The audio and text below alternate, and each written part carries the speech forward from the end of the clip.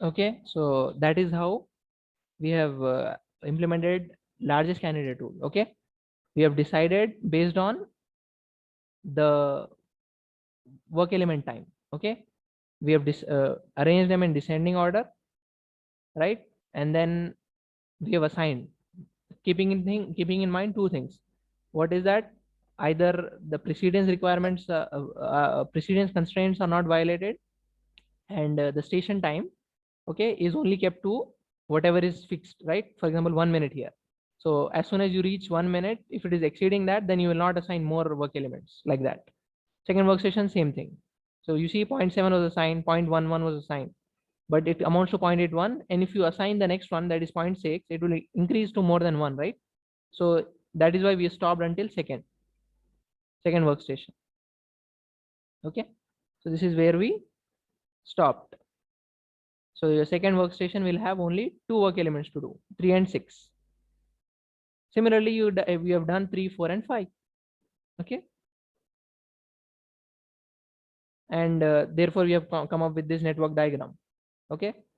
That station 1 will have these work elements, station 2 will have these work elements, right? This is very clear. If you have to look at the stations, then station 1 will have these 2, 3, 4, 5. So 5 stations will be required. We have come up with the number of stations, and we have decided that you have to maintain this station time, right?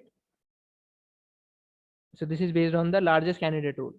Other method is Kilbridge-Webster method. That is, as per column order, you'll place it. You see,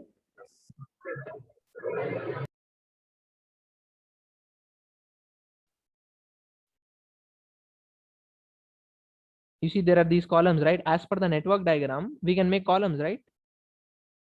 So it is based on these columns that we have decided. Okay, we are keeping them in columns. Okay, to decide what is to be performed first and what is to be performed next. All other things are same. Okay, once you have decided the columns, you will prepare that table, right? As per column, it will be listed. Once this is done, then you will start again, same thing, just as you have done it here. Two things to be kept in mind. First thing is precedence constraint. Second thing is cycle time. Is it exceeding the cycle time?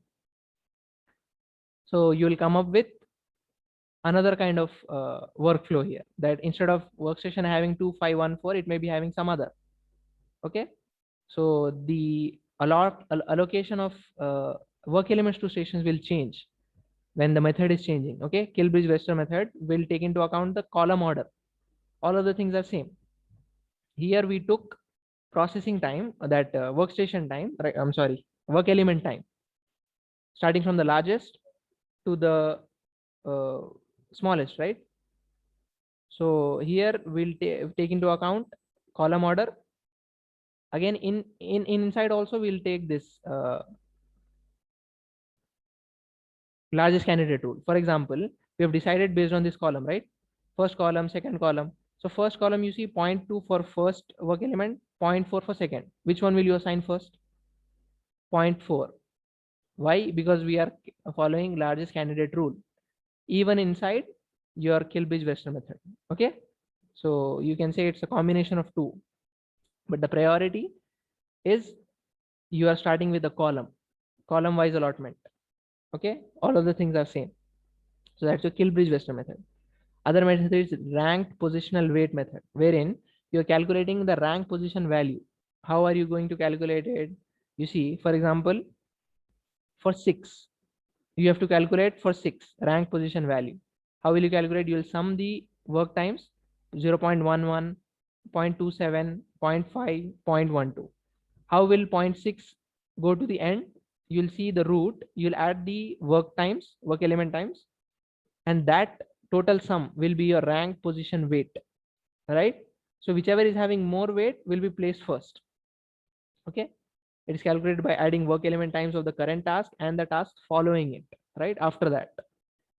Current also, for example, 6, so 0.11 you have to add, and after that 0.27, 0.5, 0.12.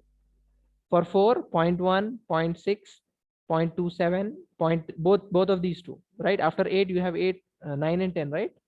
So you will add After 0.6, you'll add 0.27 also, 0.38 also, and then 0.5, 0.12, like that. So based on that, you'll prepare this table again, like this. Instead of having arranged by the descending order of work times, you will arrange it by rank position value. Okay. And then you'll assign the stations. Same rule again. Look for two things: precedence constraints and the workstation time. Right. So that is your rank positional weight method. Okay. Now there are ways to improve line balance other than these three methods we discussed, right? That is largest candidate rule, Kilbridge-Weston method, and rank position weight method. There are several other ways to improve. What are these? What are those ways to improve the line balance? Line efficiency. You have to look for how can you better increase the line efficiency. You have to avoid downtimes. You have to have preventive maintenance programs, right? So that you can and expert crew to do the work faster, so that the downtimes are minimized, and therefore line efficiency increases. Methods analysis. You're looking at how ergonomically can you design the station. The workers do not have to, I mean, they are not into fatigue, okay? Or how can we better position them, right? Accessibility you have to look at. That's method analysis. Other thing to look at, subdividing work elements. Can you subdivide it more? For example, that drilling example I gave, if the cross section is, if the thickness is more, that is increasing your cycle time, right? So you can subdivide it. Perform half drilling on the first workstation, half drilling on the next station, like that. Sharing work elements. If there are more, if some workstation is overloaded and the next station is idle, you can assign some of it, right? Sharing the work elements. Utility workers. Some workers will be assigned so that they are responsible for, basically they are there to support them. The workers which are permanent, they will support them. Wherever temporarily there is overburdening, they will go there and they will assist them. Changing workhead speeds at mechanized stations. So you can increase the speed rate or depth of cut, etc., to match the cycle time. If that is possible, you have to look at that. That is another way to improve the line balance. Other thing is pre-assembly of component. As I was mentioning, that wired assembly, right, of the instrument panel can be done earlier, right?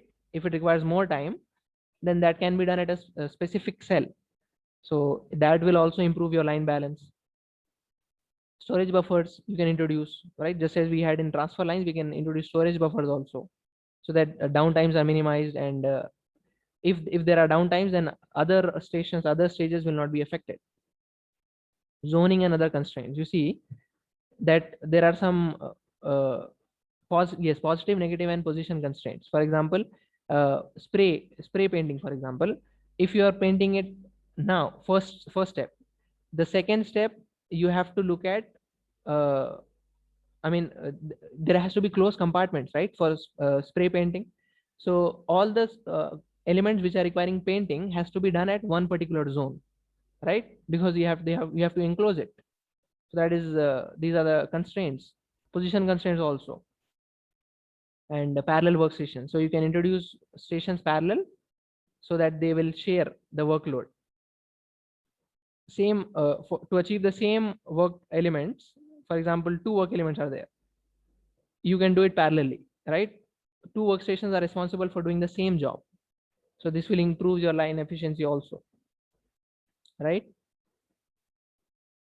Okay.